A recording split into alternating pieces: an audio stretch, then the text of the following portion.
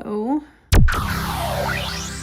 I've decided to paint a series of little paintings. I'm starting with this one. This is a picture of When Wolf Preserve, and there's a little house up there, and it's the only one. I don't know if it's what do you call those people that guard protected land? I don't know if it's like not a forest ranger, but it could be that that's what it is. But anyway, I don't know if it's their kind of office. So this is kind of on the side of a little hill. I added white right here, and I shouldn't have done that because that's not really the color it is. And also these little panels are kind of hard to hold on to. I just reminded myself internally that I need to try to leave some of the underpainting showing through. Time for the ceiling.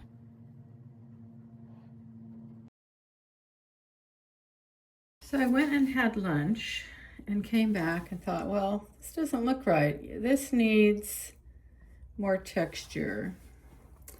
And the white is too white. So I'm going to take that off in a minute. Really, this painting is about the sky. So I need to make it interesting. So I mixed some gray and I'm trying to make it look kind of more natural, actually.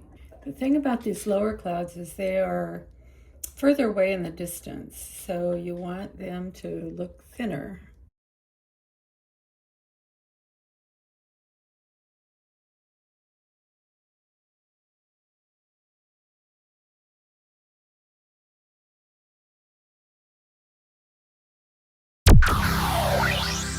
I've started a new painting. This is of the Kern River Canyon. I toned the canvas with transparent red oxide, and then I did the outline with transparent red oxide, a little bit stronger value. And now I've made a kind of a purple with ultramarine blue and alizarin crimson. I'm identifying the darker values.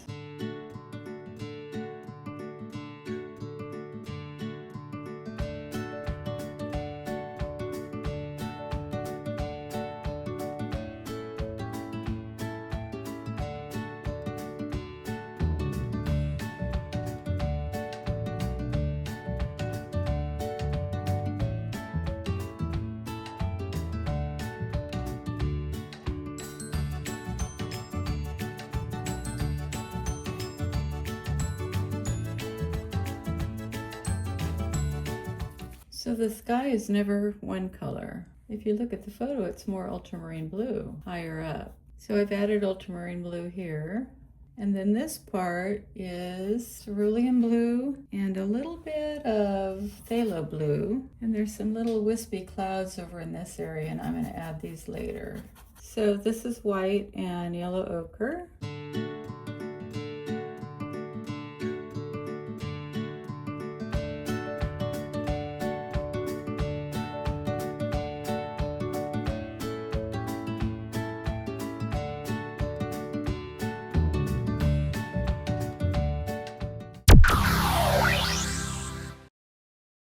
Okay, we're starting.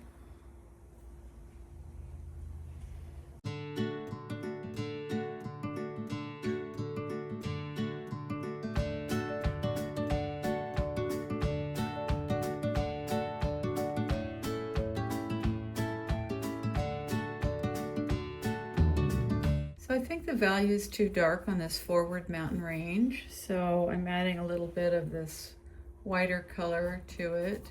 It's hard to know what color to paint mountains sometimes. They definitely look blue when you're looking at them, but I see a lot of people paint them kind of a light purple.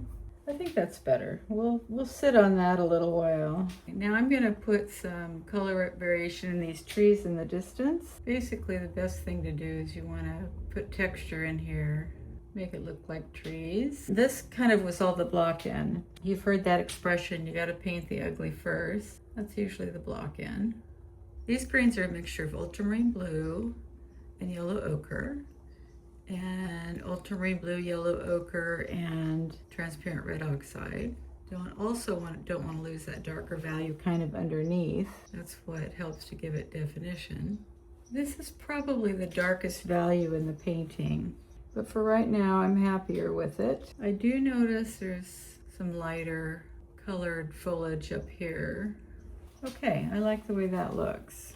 Now I'm working in some different colors into these mountains. These closer ones, you're going to see more color variation. The further away they get, they just kind of fade a little bit and the value gets lighter. And this is ultramarine blue. You'll notice when you're working with ultramarine blue, it has kind of a purple quality to it. And this mountain right here is a little bit more distant, so I want to fade that out a little bit. I feel like this painting is not flowing as easily as the others did. It's probably because it's not a topic I paint as often.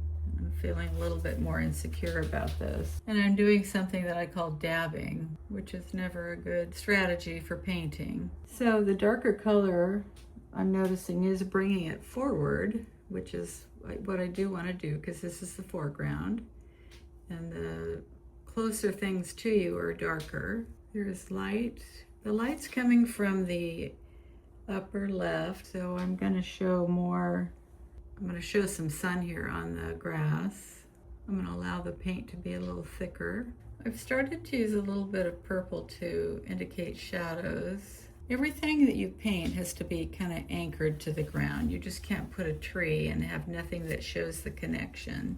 Okay, so now we're going to get this other tree in here. And this is kind of tricky because I'm painting on top of the sky, which is wet. I guess we'll call this alla prima, huh?